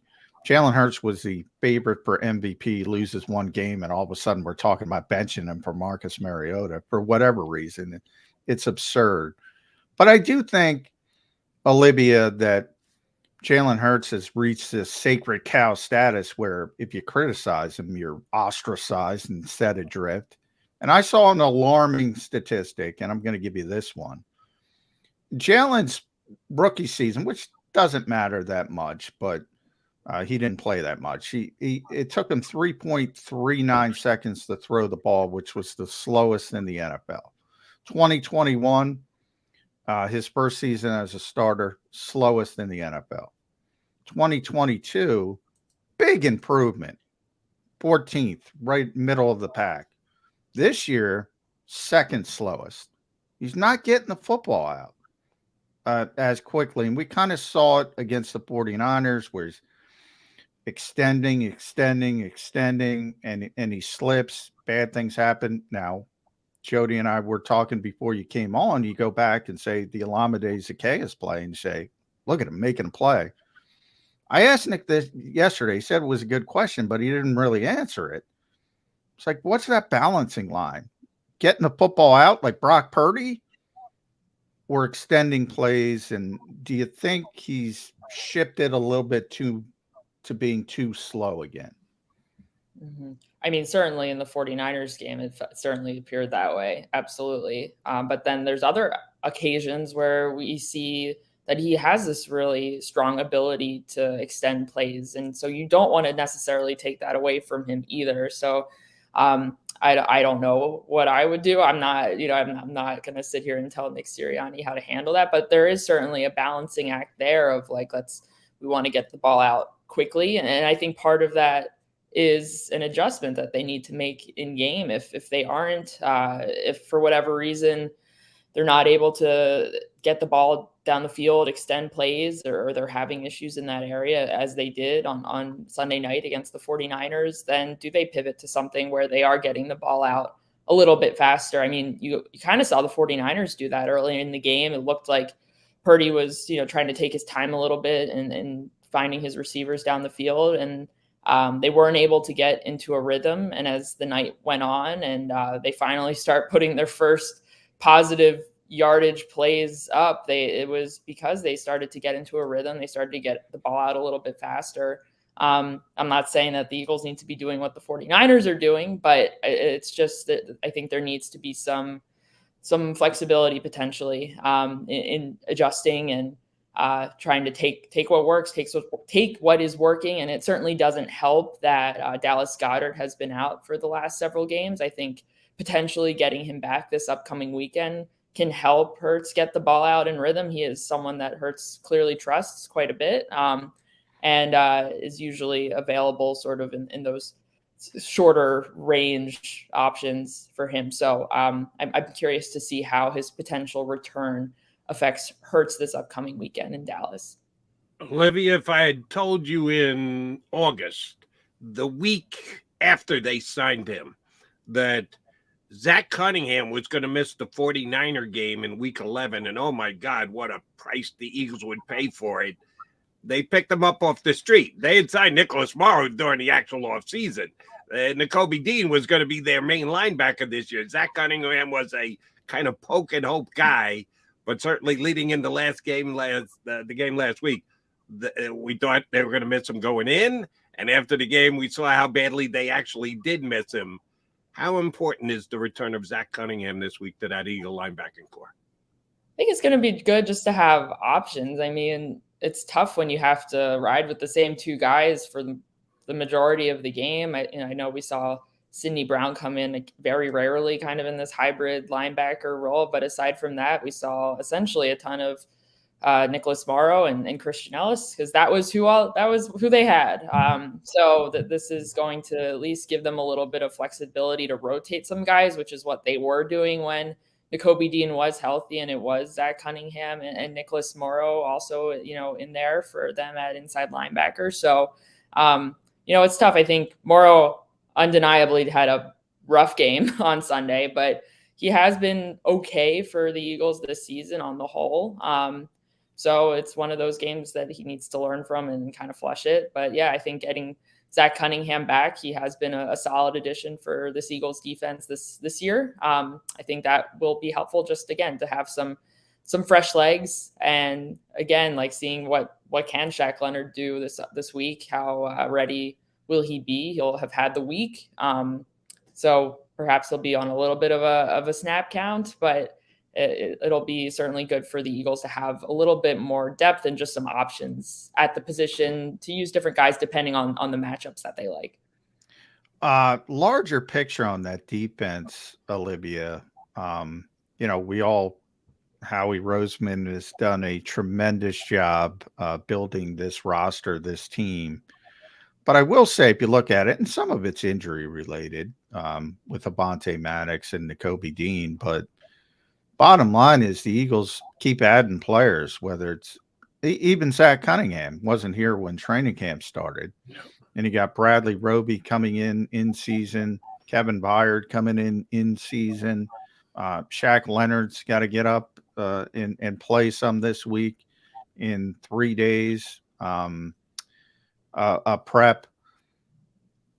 At some point, should it be obvious that, yeah, they're having some issues? When you have that many moving parts, there's going to be communication issues. Is it as simple as that? I don't know, honestly. It's a good question for the players. But yeah, it's definitely something that I can't imagine that it's easy at this point to integrate players, but that's kind of the nature of the league. This is what happens. I think last season, this Eagles team was blessed, honestly, to not have to deal with as many injuries, and they were bound to regress to some sort of like average in terms of dealing with injuries across the board. But I'll say this. Let me just jump in real quick. Other teams don't do this. And I think fans like it because you bring in Shaq Leonard, that's a 3-time All-Pro. You bring in Kevin Byard, that's a 2-time All-Pro. They're obviously not those players. Others, as you mentioned, everybody's got injuries. Most other places, they go to the next man up. And they say, all right, sometimes it works, sometimes it doesn't. But the Eagles seem to be in love with this, I call it the mercenary market. And, people are talking about Ndamukong Suh coming back. I'm like, what are they going to turn over the whole roster after one loss? Did they do that too much and get too enamored? Joe Banner used to call it the big name trap. Big name, instead of just going, you know what? Like you said, Nick Morrow had a bad game, but he had been playing well. Why push the panic button? Yeah, I don't think that they should say Nick Morrow should never play another snap. I think it's just it is good for them to have options and depth at a position where they have dealt with and currently are dealing with injuries. So that's how I view it. I think safety, I view safety as a little bit different than their situation as inside linebacker, because they were in camp with like kind of a dubious safety situation. You had Terrell Edmonds, you had Justin Evans, Reed Blankenship looking like he had secured one of the starting roles. But then going into week 1, we were like, I don't really know who's going to start alongside Reed Blankenship at safety. And Justin Evans emerges as that guy. He quickly gets injured. Terrell Edmonds gets thrust into the spotlight, and it can't suffice, I suppose. So it's a balance of, how long is the leash and how long do we allow these guys to just to try them out and see if they can be starting caliber, at their positions. And in this case, the Eagles didn't seem to believe that Terrell Edmonds was a starter. And so they moved him to see if and acquired another starter. So I think it should always be a case by case basis. But at the end of the day, whoever's at least available on the free agent market in this moment, there's probably a reason and that they're not necessarily going to come in and be this Shaq Leonard definitely is not the player right now that he was at the beginning of his career. I don't think anyone should expect that, but what's the worst that could possibly happen? So I think there's a difference between, this position got depleted throughout the season, and here we are. We're not super happy with the depth guys who are depth guys at the end of the day. They're not starters. If they were starters, they'd be starters. Mm-hmm. There's a difference between that and maybe coming into the season not feeling totally secure in who the starters are, which it's kind of, I feel like, what the situation was at safety. All right, Olivia, I got a couple. First of all, I need you to be an objective third party here, because I know how Johnny Mac would answer these questions. But I need you to be an objective third party. A couple questions lead to a third question. Number one, this week's game against the Cowboys, getting off to a quick start, more than any other game, less than any other game, just another game. How important is a quick start in this game? It's important because that's something that the Eagles have struggled to do this season. So I think it's important that they do that. I would say it's even more important that they sustain a quick start, or at least, this past week against the 49ers, the Eagles did get off to a pretty quick start. They sputtered twice in the red zone, which is, at the end of the day, that's where it matters. And after that, they weren't able to maintain any sort of momentum whatsoever. So it's not just about starting strong. It's about continuing to maintain that and to be able to turn the momentum when you need to. And I think the defense certainly didn't help. They didn't make any plays throughout the game. I mean, we saw San Francisco continually make plays throughout the game on defense and force the Eagles offense off the field. So that's, I think it's more than just starting strong. You got to be able to maintain that throughout the game. All right. So here's my question number 2. These matchups, tell me which one you feel stronger about from an Eagles advantage position.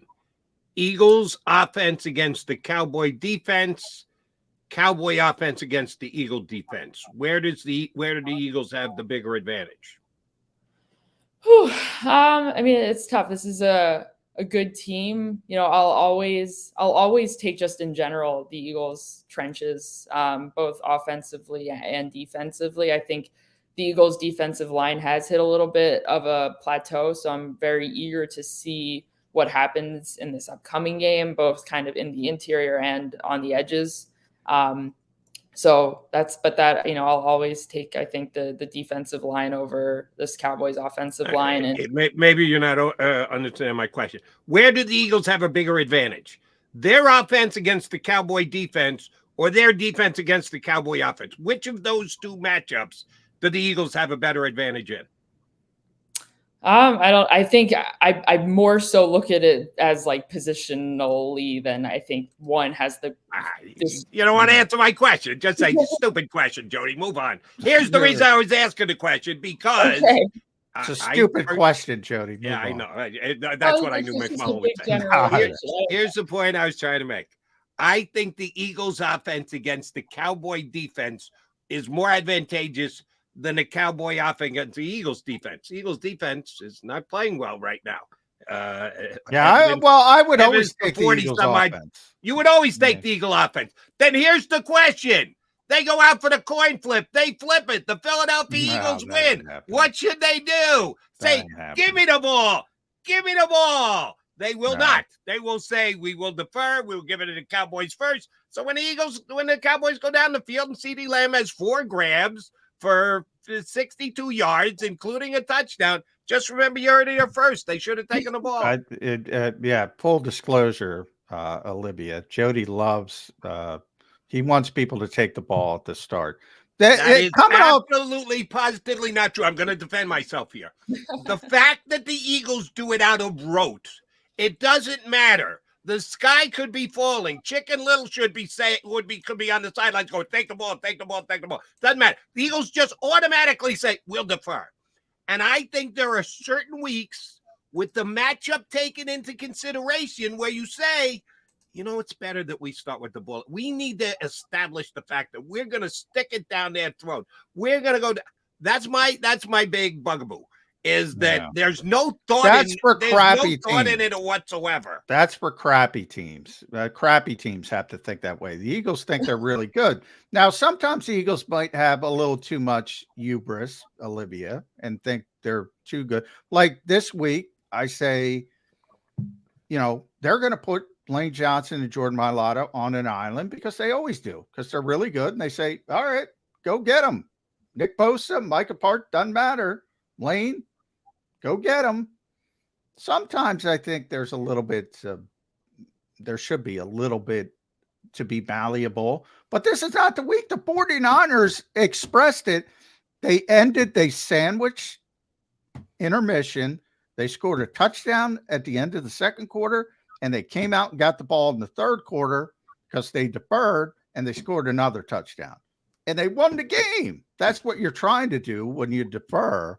So I don't think that's a good week to bring it up. Come on, Johnny Mac. You watched that game last week. That's the reason the 49ers won the game, because they scored at the end of the first half. They scored at the start of the second half. Oh, my God. The Eagles had no freaking chance after that. Didn't hurt. They got dominated from the first second of the second quarter. That's when the game started, was the first second of the second quarter. They're on. By the way, welcome to our arguing. That didn't help, Jody. Anyway, all right. Last one from me. Make sure you follow Olivia on X, Twitter, whatever you want to call it. Last name first. Is it Reiner? I said this last time. Is it Reiner or Rainer? It is Reiner. Yes. It is Reiner. All right. Correct. At Reiner Olivia. So last name first, first name last, on Twitter, X. Reader at the Philadelphia Inquirer. Does a tremendous job first season covering the team with all our friends down there. Mike Sealski, Marcus Hayes, David Murphy, blah, blah. You got Jeff McClain, EJ Smith, Josh Tolentino. So they got an army covering the Eagles, and Olivia does it as good as anybody. When we talk about the Cowboys, we talk about Micah Parsons. He can wreck a game. And I kind of just alluded to it. Do you just say, Lane, it's up to you, buddy. He just did it against Nick Bosa. There's one guy who you can say didn't play poorly. If there is one guy against the 49ers, it's Lane Johnson. And you just say, normal business as usual. So I was talking about that hubris the Eagles occasionally have. Do you change anything because you have to stop Micah Parsons? I think in this scenario, you've got to trust your tackles, but you also have to acknowledge that Micah Parsons will line up everywhere. It's not just going to be the tackles that have to deal with him. The guards are going to have to deal with him too, I'm sure.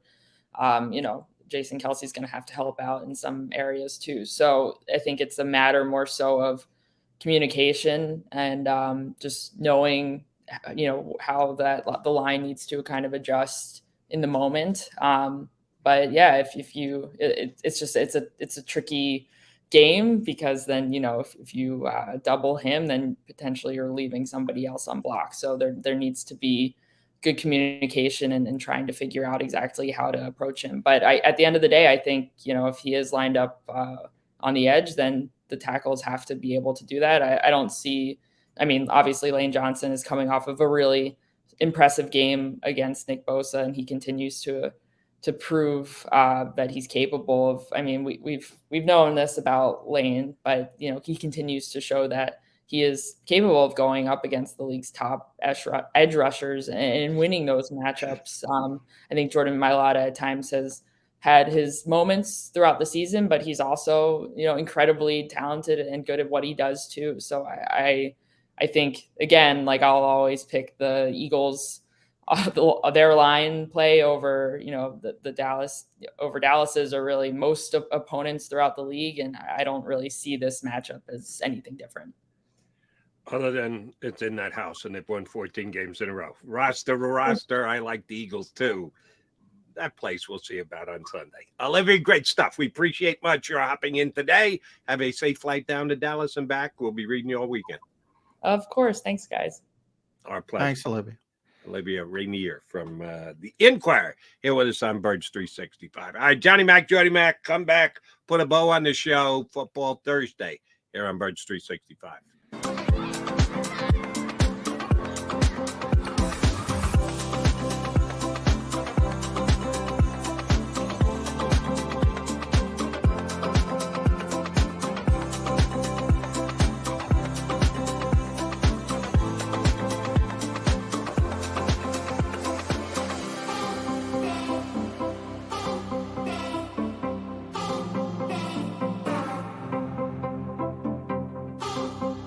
If you own a company and you're not producing a podcast, you're missing out. The public consumes messaging when they're ready. Join the professional podcast network of companies and let JAKIB Media Partners put you in the podcast arena. Come to our professional studio or we'll come to your place of business and professionally produce your company podcast. Call JAKIB Media right now at 267-261-3428. 267-261-3428. My name is Dr. Bruce Grossinger, and I'm the medical director of Philadelphia PRP and Stem Cell Institute. I'm reaching out to those who suffer from spine and joint pain. We use treatment methods that require no surgery, no scalpel, no drugs. Running, walking, or whatever your desires are, Dr. Grossinger is where you need to come. You can benefit from the same PRP and stem cell treatment as Wilbert Montgomery. Call us now at 610-222-5675. Any professional sports coach will tell you there's no substitution for preparation. At McMullen Associates, that is a tenet by which we live. We prepare from day one for victory. Anything less is not acceptable. Underdog Fantasy has a way for you to play alongside your favorite football team all season long with their fantasy pick'em game. You pick between 2 to 5 players, select whether they'll go higher or lower on one of their stats, then do what you usually do on a Sunday, watch the games. You can win up to 20 times your money in a single game by going 5 for 5. It's a fantasy game, and the Sports Betting Show wants you to get involved. Go to UnderdogFantasy.com. When you sign up, use the promo code WIN, and Underdog will double your first deposit up to $100. That's UnderdogFantasy.com. Use the promo code WIN.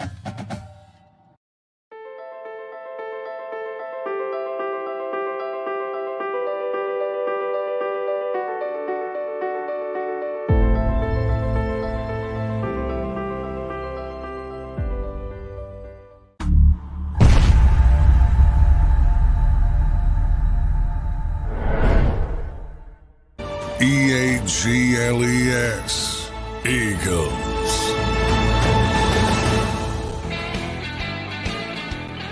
Johnny Mac, here with you on Birds 365. All right, full-blown practice today, Johnny Mac. Is that true? Can the Eagles actually have a full-blown practice? Full-blown practice, yeah, full-blown. And as full-blown as it is these right in this world. Week 14 in an NFL season where the Eagles have been. How would you generally describe Eagles injuries this year? Average, below average, a major pain in the rear end to deal with, above and beyond what other teams are dealing with. Just off the top of your head, without looking it up, Eagles injury issues as compared to the rest of the league. Average. Yeah, same here. But no worse, no better, no worse. No better than yeah. But compared to last year, it's worse for them. They were really lucky last year. This year, I don't think it's been horrific. And the slot has been an issue because they've had multiple injuries. That's always what Doug Peterson would say. That's what gets you, not necessarily the one injury, but multiple injuries at the same position. So I think the slot has been the most difficult. But overall, yeah, I'll have to look that up. But overall, I think, yeah, probably about average. Middle of the pack in the National Football League. Isn't, like you said, last year they were on the less than handicapped scales compared to the other teams in the league. Not as much this year. But even in that vein, and you're right, the down to your third/fourth/fifth slot corner, that's where you end up paying a price. They're star players. They're top of, if you're ranking the Eagles roster from best player down to the 53rd best player, they've had very few missed games on their top 10 guys, on their top 10 players. A.J. Brown, Devontae Smith, Jalen Hurts, Lane Johnson missed one, Kelsey, Mailata, Sweat. Hassan played with that club early on, which I think affected him, but he played every single game. Yeah. The two big guys in the middle from Georgia on the defensive line, their best players haven't been missing.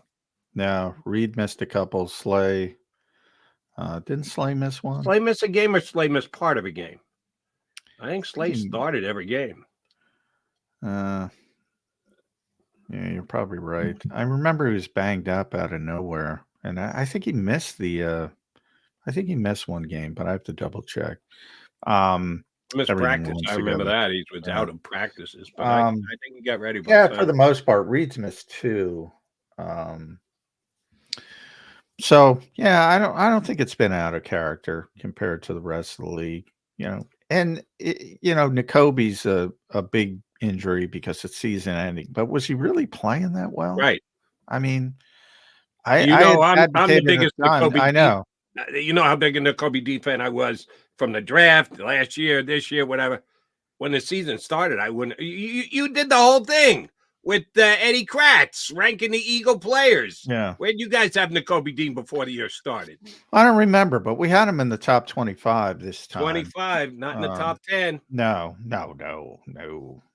But he was in the top 25. I think, or low 20s, I think he was somewhere in that range. But so when you lose a guy like that, who's your 20-something ranked player out of your 22 starts, come on, you got to be able to. Yeah. Now Vontae's a bigger deal, and he's a good player, but he's also been injury prone. He was one of the few guys who got hurt last year. He had a bunch of different injuries and was out different times. and then finally came back and played through an injury through the Super Bowl. But yeah, that's a big injury, but you got to persevere. And, if Zach McPherson doesn't get hurt the preseason, they probably just go with Zach McPherson, and they don't have all these moving parts. And maybe he improves. You never know. Maybe he craps the bed. I don't know. We'll never know. But that's one thing I brought up with Olivia. Maybe we can talk about that more tomorrow, Jody. It's like all these moving parts on defense. I don't think it's good.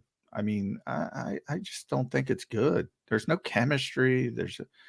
And specifically on the back seven, Cunningham, Leonard now, Byard. Who's the fourth one? Who am I missing? Anyway, all these moving parts on defense, Roby. It's just it really affects the communication. From the way you posed it, Olivia, and the way you posed it here, it sounds like you're not as big a fan. I pat Howie on the back for every single one of them. This is an all-in year. You're trying to go to the Super Bowl.